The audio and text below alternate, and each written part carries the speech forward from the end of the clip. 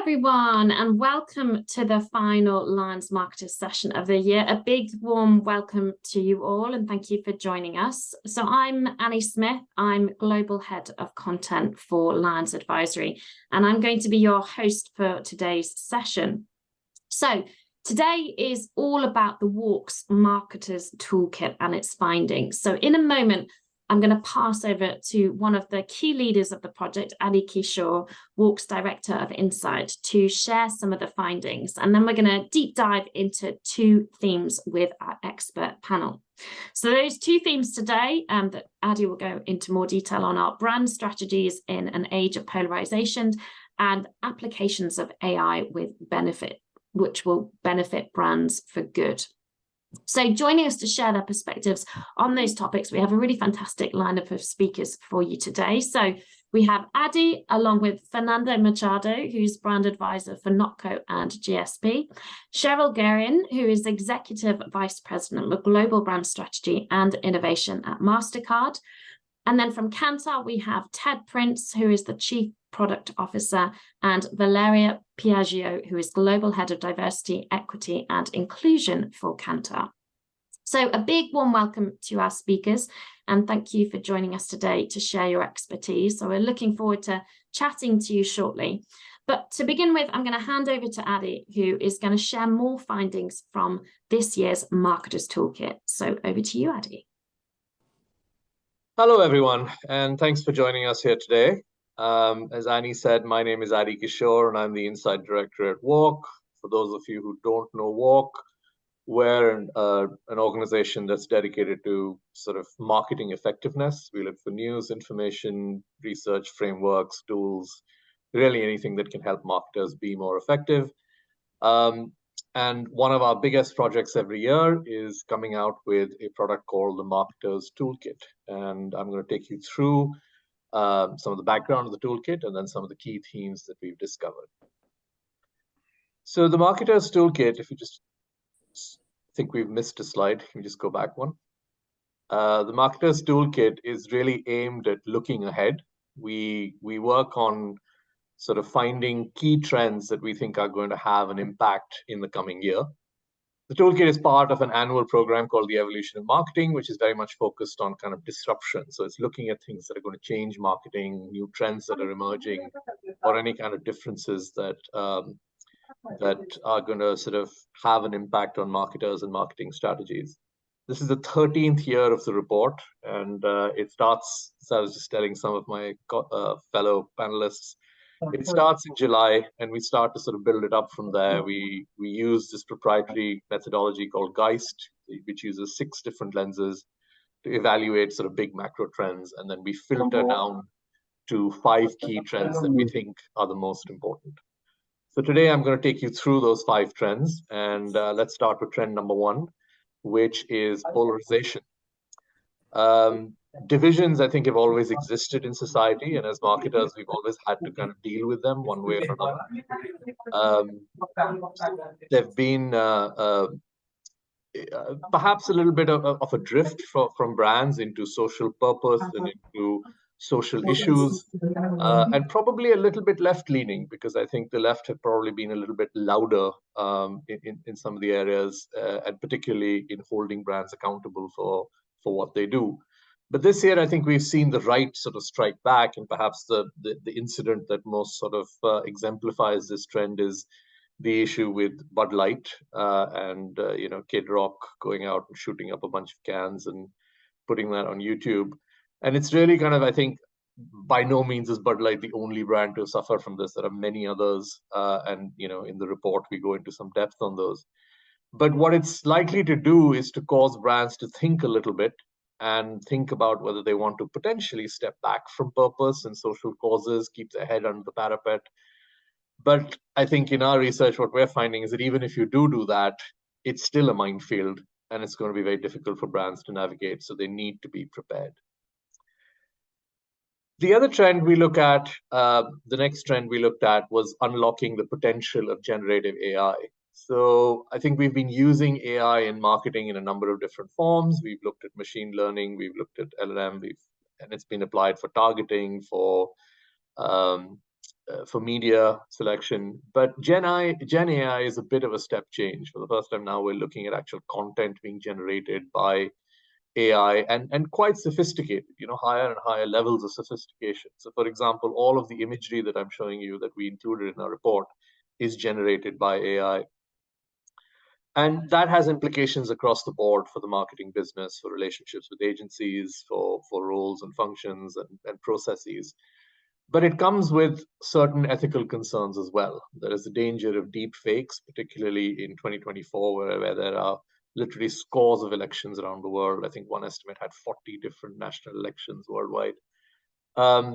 As well as things like in our sort of industry made for advertising sites that could have misleading content or content that isn't purely ethical. So these are things that are going to be very significant concerns for marketers moving forward. The next theme that we looked at was masculinity and a crisis in masculinity. That sounds a bit dramatic, and the first time I started looking into it, I was a bit skeptical. But actually, the numbers are quite staggering. Suicide is the #1 cause of death for men under 45. Men are 5 times more likely to kill themselves than women. 2 out of every 3 deaths of despair, which is caused either by suicide or drugs or alcoholism, tend to be men. Men are falling behind in academics, in high schools, and 6 out of every 10 college graduates now entering university in the United States are women, which is sort of flipped the ratio from a few years ago. More and more men are leaving the workforce, they're stepping out of it, and you're sort of starting to see that impact in society. So particularly young men from historically sort of marginalized backgrounds are really struggling with social and economic inclusion. A lot of manufacturing jobs have left the West, and these young men are now really searching for a purpose, for role models, and increasingly they're finding them online in the case of fairly toxic role models, people like Andrew Tate, for example. And I think, from an advertising marketing standpoint, we have to sort of look at the kind of stereotypes and the depictions of men in our media and our advertising and question whether some of those are valid in the coming years. Certainly something like 80% of respondents to our survey said that we need to sort of think differently in terms of communicating with young men. So we need to worry about stereotypes and how we depict men moving forward. And I think that's going to be an important consideration for brands in the coming year. Theme number 4. There's been a lot of money that's been flowing into sports, and that in itself is not new. Sports has been sort of the last bastion of mass audiences as audiences fragment everywhere else.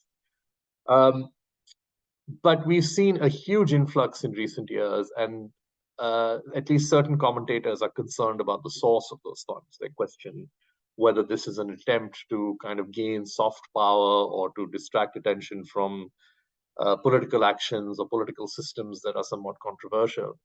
And again, going back to this idea of sports being that one place that brought together mass audiences, was very efficient sort of buy in some cases, and was really positive for brand equity. Given these kind of opinions, and given that now sports could have some political controversy associated with it, as a brand, that's something to think about when you're going into to sponsor some of these events. An additional layer of scrutiny potentially is required while sponsoring or advertising on sports, even in terms of sportsmen or brand ambassadors. For example, Jordan Henderson was booed off the pitch in an England match. It's an England football player, because he signed up with the Saudi Football League. So these are things that you'll have to think about as brands moving forward. And then finally, we looked at sustainability. And one of the key themes there has been for many years, there's been concerns around climate change. There's been pressures on businesses, on brands, to try and find better ways to adjust to climate change. But there aren't really agreed on metrics or frameworks, although they are developing. And there's very little sort of transparency into supply chains, even for brands in their own sort of systems, because you have second or third level suppliers and vendors. And so a lot of businesses are very concerned about being accused of greenwashing, and have, in some cases, you've actually had green hushing has become the outcome of this fear of greenwashing. So they're doing some things but not talking about them. One area that is emerging as an area of focus for brands is kind of looking a little more at communities and sort of saying, what can we do at the ground level? And it could be simple things like developing a circular economy, allowing people to come back with used goods and processing them, or helping recycling initiatives, or facilitating planting trees or greening an area. Some of those kind of initiatives that are very visceral, very tangible, very easy to see for people in those areas, and appeal very directly to them. So this is the fifth and final trend that we see emerging in 2024. Next slide, please. So that's, as I said, it's a pretty quick whiz through a lot of work. There's a lot more depth and a lot more data behind it. If you're interested in having a look, you can scan that barcode, and that should get you to a page where you can download a sample copy, or you can just go to WARC.com and look out for this young lady. Anywhere you see her, she'll direct you to the toolkit. Thanks very much, and back to you, Annie. Thank you, Adi. That was really, really useful. Thank you. A great whistle-stop tour through the Marketer's Toolkit. And as Adi says, please do take the time to read through it. It's really sort of valuable and offers some top-line thoughts on what to do next. But now we're going to bring it back to our panel, and we're going to tackle a couple of those themes and just sort of get some thoughts and perspectives on what you can do in light of those emerging trends. So without further ado, we want to welcome to the stage, the virtual stage, back again, Adi, Fernando, Cheryl, and Valeria.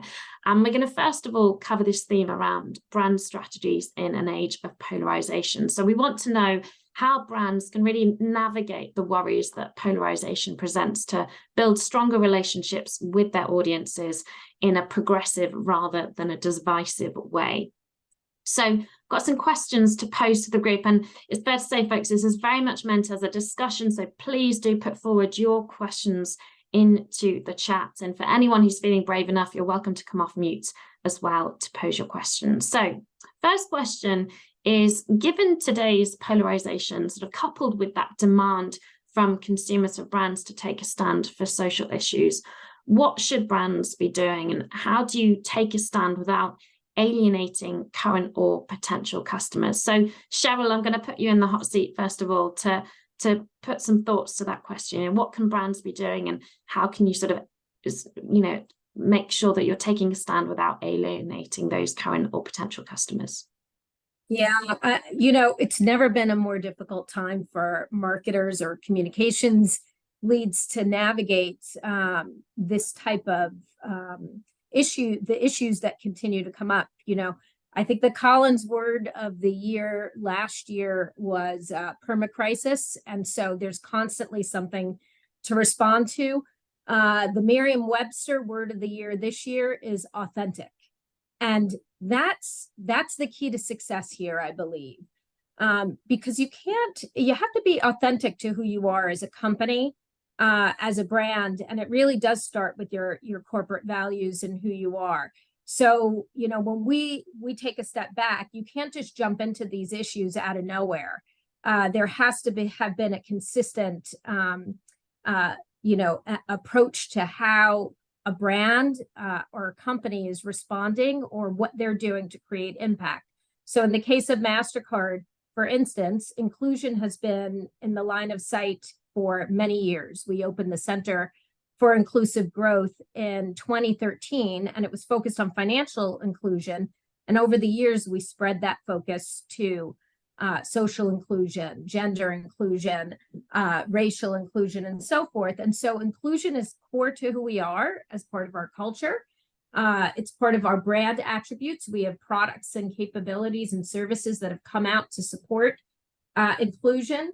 And so therefore, when you're commenting, you can do so in a way that's authentic and is action oriented about what you're doing versus just show up like a marketing stunt. And so I think, you know, and I'll give you one example. True Name is a card feature we came out with in 2019. It enables the transgender and non-binary individuals to put their chosen name on their cards. This is incredibly meaningful, especially for us. We're not direct to consumer, so it required convincing all of the banks and our card issuers to come along with us on that journey. And we are now, you know, in over 40 countries around the world. So, you know, with that card feature and growing, more and more issuers coming on board. So we took a stance. It wasn't a short-term marketing stunt. It was a product feature. And it was authentic to who we are as a brand. So I think those are the keys to success, I believe. And can I ask, out of interest, because obviously that, you know, that was a really progressive thing to do. And I wondered, did you get any responses back that were slightly more sort of counter that or negative? And how did you respond? Like, what approach did you take? So a few things were really important in prepping for a potential response, because no matter what you do, somebody is not going to agree. So you have to sort of know that, and as a company and brand, have the stomach for what is likely to happen. But anytime we've come up with a product like this, you know, we lean into the community for support and organizations for support. So for instance, GLAAD, we worked with GLAAD in the development of this. We worked with McCann Q, and the creative director was somebody who was transitioning at the time and really helped us through the communication. So first the product, then the communication that created empathy. Our communication was so strong and really, you know, touched so many people that we saw way more positive, and it definitely drowned out the negative. But we had GLAAD with us as community advocates of how important this was, the change that we made. And so, you know, you just have to be ready with a surrounding community and messages for what may come through. But in general, it supported messages we've consistently said. So it wasn't out of the blue for us. We had community support with GLAAD and others. And we were authentic in how we went to market, you know, leveraging the community to help us bring this to life.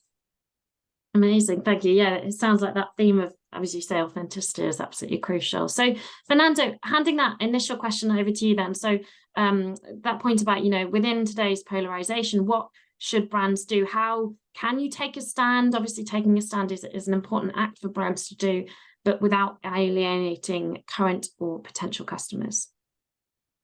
Yeah, so I couldn't agree more with what Sherry said. You know, like, and by the way, I love True Name. To me, it's like one of the best cases that I can think of around a brand doing something meaningful by identifying like a pain point to their consumers, completely linked to the purpose of the brand and the company. And yeah, so I think I really applaud that. To me, it's like no matter what you do today, you are going to get criticized. You know, there is only one way that you're not going to be criticized if you're doing something, which is if you do something that's completely irrelevant. If you do something that's completely irrelevant, most likely people are not going to criticize you. But I think if you are on this panel, or if you are watching us, you are probably in the business of doing things that are relevant, and therefore there will be people who will criticize you. I think that when it comes to taking stands, I couldn't agree more with when Sherry said, oh, it needs to be authentic. And I think that the way I measure whether something is authentic or not is if you do something that's relevant, if you do something that puts forward a point of view, when people criticize, will you double down or are you going to retreat? And if there is chance that you may retreat, I think you're probably better off not doing it. You know, like I think that you need to be able to double down. And I'm not passing judgment on people who are doubling down or retreating.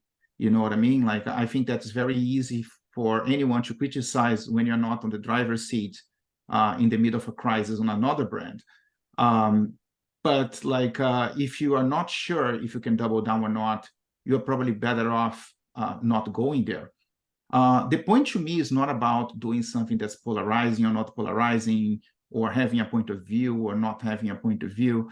I think that the point to me is more like, if you are to have a point of view, you need to be able to go all in.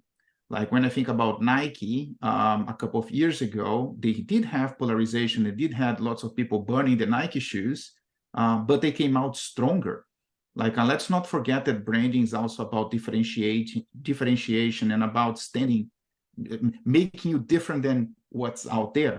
So polarization is not necessarily a problem, right? I mean, especially if you have less than 50% market share, right? I mean, I'm an advisor for NotCo, and sometimes people say, oh, this will be polarized. I'm like, great, we have less than 5% market share. If 50% of people love and 50% of people hate, we will probably win in that sequence. And so if I were to leave a thought for the marketeers like that are watching us, I think that the key thing is to understand when criticism comes, because it will come, is your company willing to double down or not? And if it's not, that's fine, just don't do it. That would be my advice. Fantastic, thank you. Yeah, really good sort of litmus test to be taking. I've just seen a message in the chat from Sergio around that question of sort of countries or regions where the pendulum of polarization is swinging back faster because of those were also the ones pushing the DE&I further. So sort of whether there's changes. I wonder, Adi, if you can speak to that at all in terms of anything you saw in the data. I'm not sure I can address regional variances across the top of my head, but I think you're seeing less polarization being less of an issue in the APAC region compared to Europe and the US. So this kind of, affecting brands is much more of a Western world kind of phenomenon and a little bit less in APAC. But it's not like it doesn't exist. A lot of marketers were very much concerned about the impact, and the numbers were different, but there weren't huge gaps.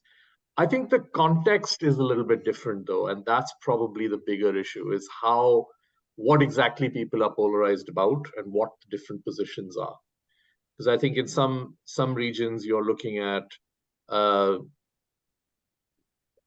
shift in thinking, or a shift in how you assess certain ideas, stemming more from education and ideas, and potentially less this kind of an event. Yeah, absolutely. So question to you now, Valeria. So one of the things that has obviously come out of this is the importance of having a sort of clear purpose, and obviously what hits home for one audience can completely alienate another, especially across different geographies. So from your perspective, looking at the work that you do, how are you seeing some brands approach this from a geographical perspective, and what are some of the sort of traits and techniques that they're using and applying within this? That's a great question, and actually connects with the question asked there in the comments. And we do a lot of cultural intelligence in terms of DEI. In fact, we just finished a study of 30+ countries at Kantar, where we look at the demographic composition of the countries. We look at real measures of equity, so basically how different countries are doing in terms of social progress, and then look at other metrics of inclusion. And it's interesting because there are some consistencies globally, and one is that a vast majority of people around the world, as high as 7 in 10, do expect brands to be active in society, to be socially responsible. They do expect brands to contribute to fairness, which is basically equity. So that is telling, that question around should brands engage? And the answer is yes, they should. The question is how to get DEI, how to get environmentalism right, because that also translates into buying decisions. 6 in 10 also say, I'm willing to invest my money in companies that contribute to diversity and inclusion in society and within their own business. So there's no question about, the need to do it, which, I think, we should all be very cognizant of that. It's about how do you do it right, and understanding that balance between a global strategy that then gets localized, understanding what are the social issues that are hot buttons in different parts of the world. We talked today about LGBTQ+. We know that in certain countries, it is not even legal. In other countries, it's not legal to ask about people's gender identity or sexual orientation. So that cultural intelligence is needed in order to localize those insights and understand where these topics can be socially sensitive. But again, there's no question about it doing, and there is a need for brand bravery, the kind of bravery that MasterCard demonstrated. There's really a need for that, and to understand where you stand in that spectrum, whether you are a brand that is ready to be an advocate, in some cases even an activist, as Fernando said, Nike is certainly one of those, or when you can only be an ally because those issues are not who you are as a brand. Yeah, absolutely. No, so true. And just interesting, that point about geographies and understanding the tastes and the preferences and what's culturally appropriate in different markets. I wondered, going back to that point you made, Cheryl, about how you rolled it out globally. I wondered if you can just talk about your approach that you took from a sort of geographical perspective. Like, how did you maybe change the nature of the campaign, the work that you did in different markets? If you could speak to some of those examples. I mean, it's exactly what Valeria was talking about, is understanding those insights and what's going on, particularly on the ground in a local market. So in fact, we're obviously, I would say one region where we didn't roll out TrueName, as an example, is the Middle East, and countries where, there is legalities and there's issues with rolling out a product of that sort and a feature. It won't make sense in those markets. But each market, we rolled out in Germany, and, it was adapted to local consumers in that market. And again, just as we did with GLAD, we worked with different community-based partners around the world and our banks around the world to bring them on board. So we always had a consistent approach because, frankly, the insight traveled. And Fernando said it, there was a pain point on our product, and once we understood that pain point was there, and it was a multi-pronged pain point. One is, when people get their cards, or their first cards, even if many of you can remember this, there's a pride in a card that you're carrying. And, you certainly can't have pride in a product that doesn't represent who you are. The second piece is the privacy related to it. So not just on payment card products, but when there's an ID related requirement, your legal ID, we heard from transgender and non-binary individuals that they were either denied service or worse, discriminated against. And so we knew we had to do something. So frankly, markets picked it up and ran because nobody wanted to have a product with a pain point out there, and we knew it was the right thing to do. So it fit that situation. We've done other products, and we've taken similar insights and worked with different organizations and experts to surround us as well. So Touch Card is something else that came out for the visually impaired.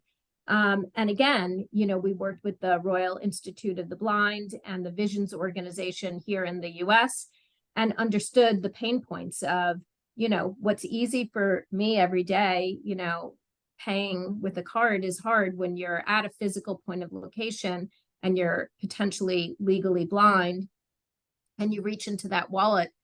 You don't know which card is your debit or your credit card or your prepaid or different cards you want to use. And you actually have to then ask someone for help. And so we created a notch system. The circular is for your credit card. The edge is rounded for your credit, squared off for your debit, and triangular, for instance, for your prepaid. So you can actually touch the card and know which one is yours. And then we created communication around it that was tailored and specific to an audience that is visually impaired as well. So obviously audio cues as well as Dolby surround, and it was fully created with that audience in mind. So, you know, it's another example of that being culturally relevant. And we've done similar with small business owners, female founders, and Black-owned businesses, and have been successful in all cases, and in all cases had some negative that might have surrounded us, but not aggressively and not in a way that would ever make us back down, because this is our belief. And I think you're hearing that consistently from all of us. I loved how Fernando, you said it, you can't participate in this if you're not willing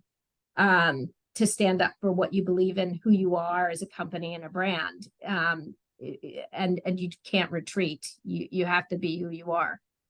Yeah, absolutely. And to your point as well, as you say, and as Fernando mentioned, you know, it's you addressed a pain point. You were able to kind of look at an actual physical product and action that was going to really sort of cement what you're speaking to in a really physical format. So really interesting there. And yeah, hats off for the two line-winning pieces of work as well. Valeria, I wanted to come to you with a question on sort of to that point around, you know, sometimes there can be a sense from consumers that brands are actually trying to sort of jump on an opportunity or commercialize a sort of sensitive social or environmental issue. How should brands kind of get around that and make sure that they're coming across in a much more sort of authentic way? Well, that's the word of the year, right, Cheryl? Authenticity. So certainly that is an imperative, especially as we look into 2024, which we can anticipate even more polarization, right? With so many conflicts, so many social issues. So certainly authenticity is needed. Otherwise, you risk alienating everyone. Those who are looking, you know, for social progress, as well as conservatives and everyone in between. So certainly that is an imperative, because our data confirms also a WARC study that Adi just shared. The sense of social and greenwashing is really high. It is a global issue, and it happens across all sectors.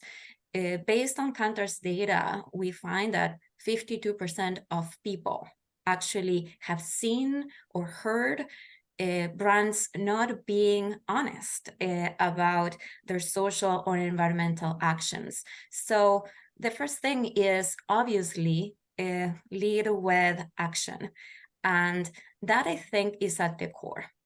Not empty promises, but actions, product innovations that drive inclusion, as MasterCard has been doing. And from that internal truth, then communicate externally. It also has to do with who you are as a team. The diversity and inclusion of the team is also critical, because that is where that alignment, that internal alignment comes from. So if there is backlash, then the organization is ready to respond. And again, doing it with transparency and authenticity. So I would say, you know, start from within, lead with action. Those are some of the things to avoid, you know, being seen as an organization that falls into social or greenwashing. Absolutely, yeah. So just getting into some sort of more practical approaches that can be taken. Fernando, I wondered if you can speak to the ways, activities that you're doing to make sure that the organization is very culture first, in order to know where your brand has the authority to participate authentically. You know, is there any sort of techniques you're using to look at what those conversations are and what the opportunities are, and also how you assess what you can speak to and what you should steer away from within the organization? Yeah, I think that the answer to that will probably vary depending on the type of company and brand you are. you know, like from my experience, like the places where I was lucky enough to work on places that believed in diversity, that wanted to become more diverse, that believed in creativity, that believed that a more diverse team will lead to better creative. So I had like very fertile territory in terms of like doing what my personal values are. And I had like a strong backup from the leadership and my peers and everyone internally. So my focus has always been, whether it was on RBI, that was Burger King, Popeyes, and Tim Hortons, or Activision Blizzard, or NotCo, my focus has always been in terms of pushing the organization to become comfortable, providing more transparency around some of these topics, like whether it is like how diverse we are internally, how diverse the leadership team is, and so on and so forth. Like no place is perfect. And I think that that's sometimes when companies get stuck in, because they're like, oh, but like we have this vision, but we are not there yet. Well, guess what? You are never going to be there, like because it's an endless journey. So providing transparency, I think it was something that that helped. I think that structuring a common shared internal vision for like where you want to go. So in the case of RBI, for instance, we created an entire plan around improving the quality of the food, around environmental sustainability, around people and communities, and made sure that we are all like holding hands when it came to that. Like we had like a path to increase diversity in like all layers of the organization. We made sure that the people we were working with, the agencies and external suppliers, that they also shared our vision. You know what I mean? Like, so I think Valeria touched on that. Like it started with us internally first. And then you start, because you need to do before you talk, right? I mean, I cannot just go into a stunt out there, like talking about like diversity, the importance of diversity, if it's a bunch of white dudes, like from top to bottom in the company, right? I mean, so we need to do that transformation first and have a strong alignment on a vision for where we want to go when it comes to ESG. And then after we started to make progress in that, like we were able to externalize some of the things, the good and the bad. That's why it was transparent in terms of our journey. And I really believe on that, you know, like I think we became better at doing the things we were doing because we started to have a more diverse team.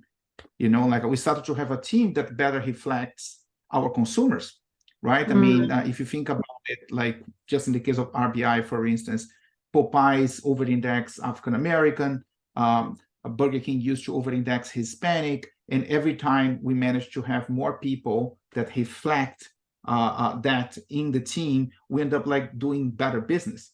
And the whole company believed on that. So it's a journey. There was not, in my case, there was not any specific tool that we used. It was really like making sure that our internal team reflected what we wanted to be and have a shared vision among the whole company, especially the leadership, in terms of our values and what we're trying to accomplish as a brand and as a company. Yeah, absolutely. And that brings us on to a sort of one final question I'll put to Adi, and then we'll sort of jump into the next discussion. But I wondered if from the research there was any discussions around bringing those diverse voices, you know, that are able to challenge and debate creative ideas. You know, what were any of the sort of findings around actively involving those audiences in developing products, or any sort of anecdotes and conversations? Yeah, so I think, I mean, as part of this, we do a bunch of one-to-one in-depth kind of interviews with CMOs around the world, and we definitely got that from those interviews. This sort of sense that the more sort of diversity you have internally, the more, you know, you're sort of setting up a radar system that's kind of helping you navigate society because you've got more representation. That was certainly one sort of strategy or one approach to kind of address polarization. But it was kind of interesting because, I mean, even the responses to polarization were polarized. we had, I think one of the questions we asked was, do you think you can avoid this? You know, can you sort of avoid controversy? And 40% of respondents felt they could, and 40% felt they couldn't. And then we sort of asked, well, if you do find yourself in this situation, you know, what's the best strategy? And about a third felt that you should apologize and back down, and just a little bit more felt, no, you should stay the course. Interestingly, the only thing that sort of drew consensus, and we're sort of hearing this on the call from our brand marketers, is 76% of respondents felt that the best way to deal with this was to think through a clear strategy, commit to it, and then stay with it. Yeah, it certainly sounds like sort of authenticity and doubling down, and obviously to Cheryl's point about engaging those communities are the key sort of techniques to be taken from the discussion. So we're going to jump into the discussion around the potential of AI now. So I'm going to welcome to the virtual stage Ted from Kantar to join us, as well as Adi, Fernando, and Cheryl for this part of the discussion. So as Adi said, over half, 50% of respondents to the Toolkit survey describe themselves as cautiously progressive when it comes to AI. So what does the road ahead with AI look like to you? And, you know, where do you think AI provides most value for marketing? So I'm going to hand back to Fernando, who I know has been doing some interesting work with AI at NotCo, to answer that question. First of all, what does the road ahead look like, and where do you think currently AI provides most value for marketing? Yeah, so look, I mean, NotCo is very centered in AI. For the ones that don't know, NotCo is a food tech startup that uses AI to create elevated plant-based food. So every single one of the products that the company creates leverages AI. Our AI even has a name, Giuseppe. And the way we work with AI, and I think it's important that to mention that, is never like AI running the show and doing everything by itself. You know, it's always like leveraging AI to augment our capacity, right? I mean, so NotCo is able to do things much faster than my personal experience with how long it takes to large CPG companies to do things. The results of the products and the briefs that we have, they are better because we partner with AI, and the whole like premise of the company is anchored on that. And when I think about AI for marketing, I see it the same way. You know, like I don't see as replacing creative agencies or producers or marketeers. I see us being able to do more thanks to AI, and thanks to us partnering with AI, leveraging AI to do things. You know, many of like every single design that we do, like that we've done for NotCo in the past year or so, like we first played with AI to have like almost like a design inspiration. But even to get to that inspiration, you need a prompt, right? And that comes from a person. And then after we get the inspiration, there is a lot of work that the team does using that as a starting point, you know, like, and that's how I see it working, you know, like I see us being able to do more. I see us being able to partner with AI to accomplish things that maybe before we couldn't. I see us being able to do more customization, maybe reducing cost on some things here and there. But that's the cost part is not even like the main point in my view. In my view, is really like us being able to do more, maybe being able to do faster by leveraging, especially generative AI. And this is how we've been leveraging AI in the marketing side. I'm not talking about programmatic and all that stuff, because that I think is pretty obvious to everyone. I'm talking more about like creation of assets and images and things like that. We really tap into that to help augment our human capacity, and that's how I see the best use so far, the best use of AI in marketing, besides programmatic and all those other things. Really interesting. And so with that, you'd say at the moment it's more about the inspiration that you take, and then you'll take those images and then still work on them quite a lot out of interest as a, you know, from a graphic standpoint, or have you ever had a situation where you go straight out? Yeah, the image is just an example, right? I mean, in terms of design, when we're doing design, we do a lot of work on top of, we use as inspiration, not as like a replacement of the work that we have to do.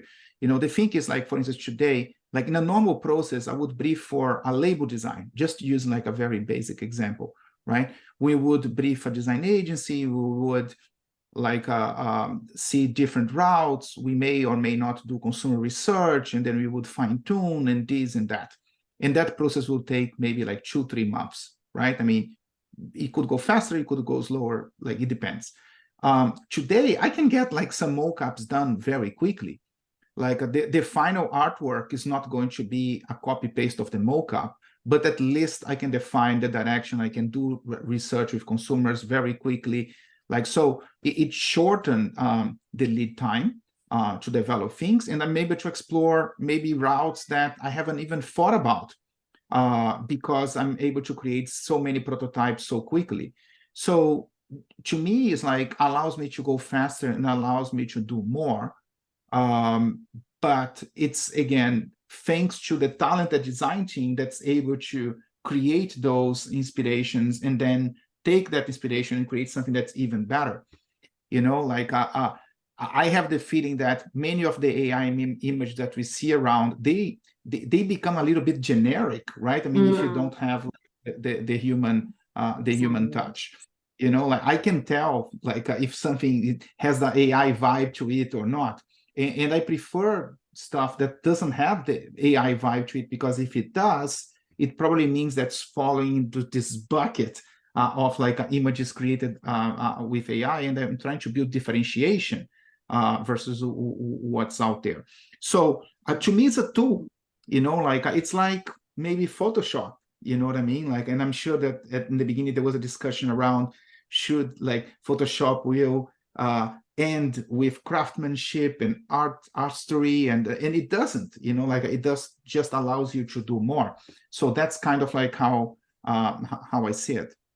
For sure, no, definitely. So, Ted, I wanted to come to you because obviously, you know, that's one really useful application of AI, but there's been some interesting consideration around using AI to deepen consumer insight and sort of ignite creativity and unlock the understanding of the customer. So I wondered if you can speak to kind of where you're seeing that application and any sort of interesting thoughts coming from it. Yeah, and thanks for the question.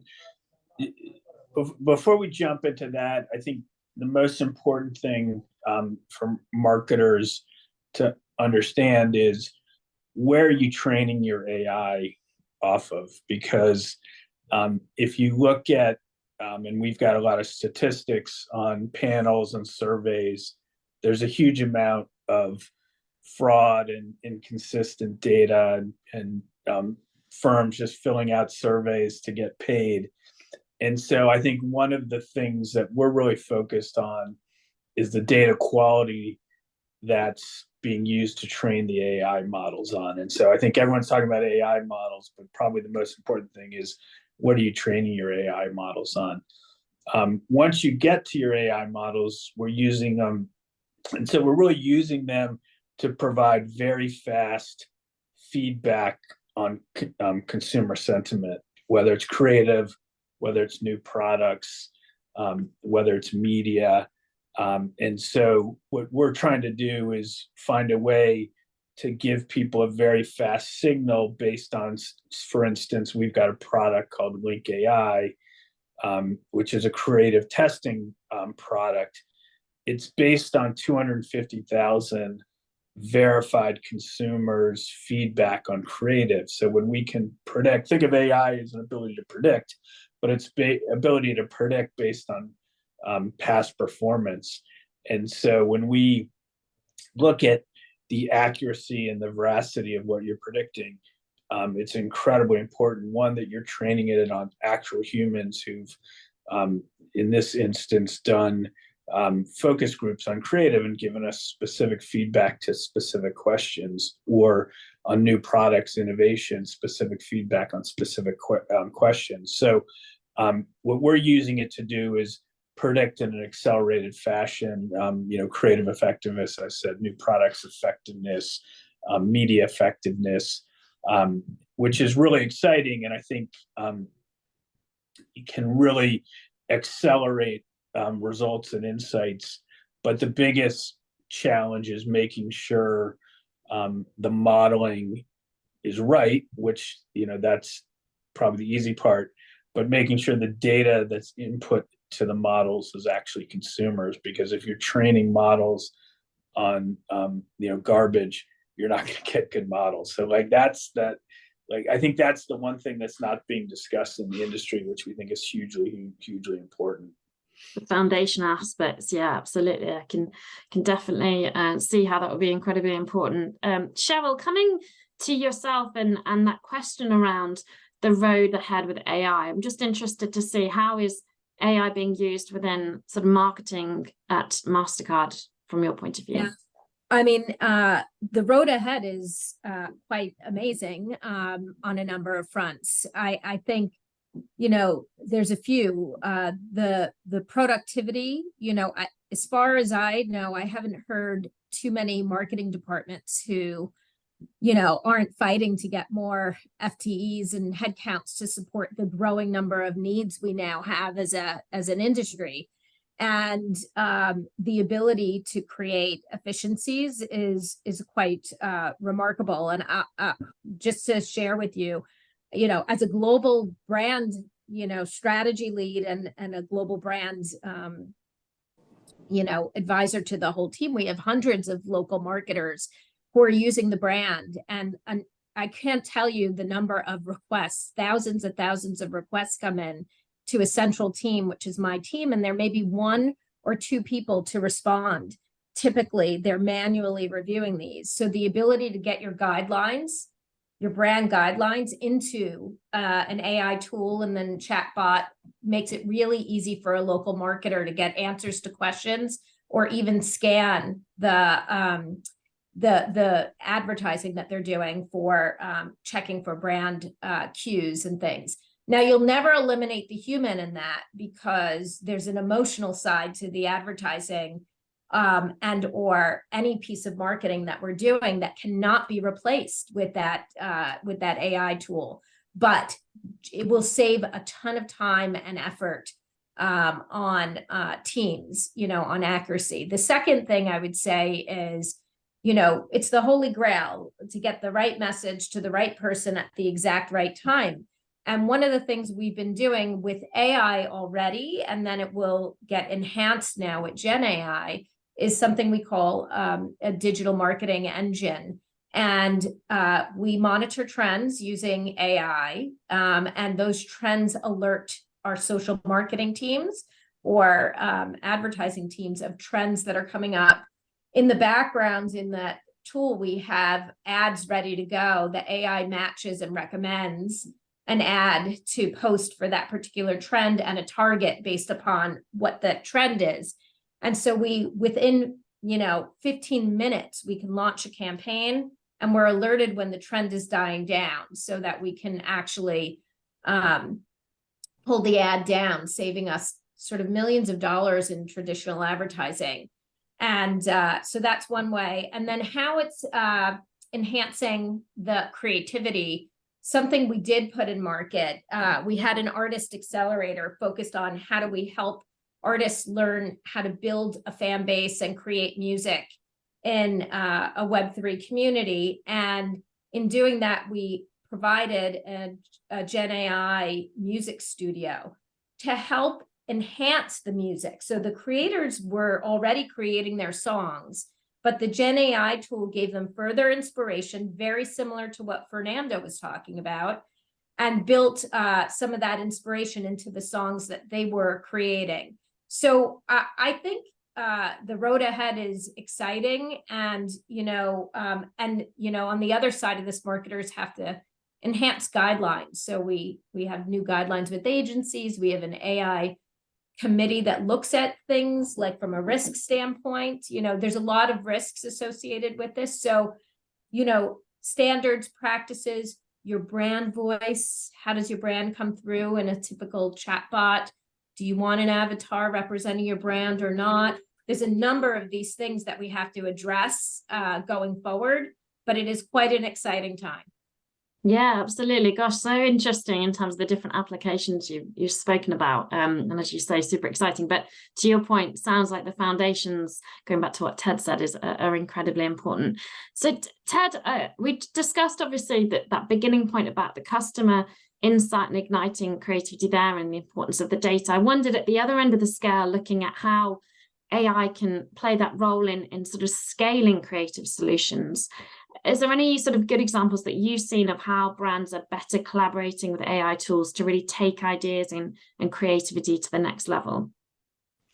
Yeah, I mean, we are seeing the ability to do much more targeting and testing of creative to much, broader audiences. So, more specific, being able to iterate much faster and test much faster. That gives you a lot more specificity in sort of what the message is and what the right audience is. And, even going back to our prior conversation, making sure as you test, you're hitting the right message to the right audience so you don't have unintended consequences. So I think what Gen AI is doing is enabling really fast iteration and continuing to develop and innovate creatively while getting very fast feedback. So you're on the right path or not. And you think about TV, we used to do ads and then you'd run them for a quarter and then you get feedback. And now we can really, create an ad in a matter of days, test it in a matter of minutes, reiterate on that ad and then get it out to consumers and get feedback from that on the consumer side. So I think it really is creating a much more real-time ability to target and create ads based on specific demographics or use cases that you're trying to address. So it is a really exciting time, fraught with lots of complications if you don't get the foundational models right and the guardrails right. But once you get those right, it does create a huge advantage in terms of fast iteration. Yeah, absolutely. The agility is pretty impressive. Fernando, I'll come to you with a final question before we close off. So I wondered, just on that point about some of the sort of complications and frustrations, are there any sort of lessons, just to sort of end on, around anything you found with AI applications that has been some pain points that are just kind of ones to be mindful of when thinking about AI today? I think that the one pitfall I see sometimes is, and it goes back to the point that I was trying to make around the fact that I truly believe that it needs to be AI plus people. It needs to be AI as a tool, not as a replacement for the talent that you need to have on your team, on your agencies. Like I've seen people being happy with just taking the AI output and that's it. You know what I mean? And I've seen arguments around, well, that's better than what we're doing today, which doesn't mean much because maybe what they were doing today was not great to start with. I've seen that happening a lot, and I fear that without the right talent, without the right leadership, and without criteria and understanding of what great looks like, AI will help the democratization of bad work, because it becomes really easy to make bad work, So if your CFO is showing up with images created by AI to try to influence your marketing organization, and my CFO didn't do that, so it's just like a joke. I think that you're not using it right. You know what I mean? I think that AI makes many things easy, which doesn't necessarily mean that the output coming out of AI is great. And I think that you still need people that have criteria and experience to be able to take it to the next level and to be able to select what are the right things that you can leverage and what are the ones that you shouldn't.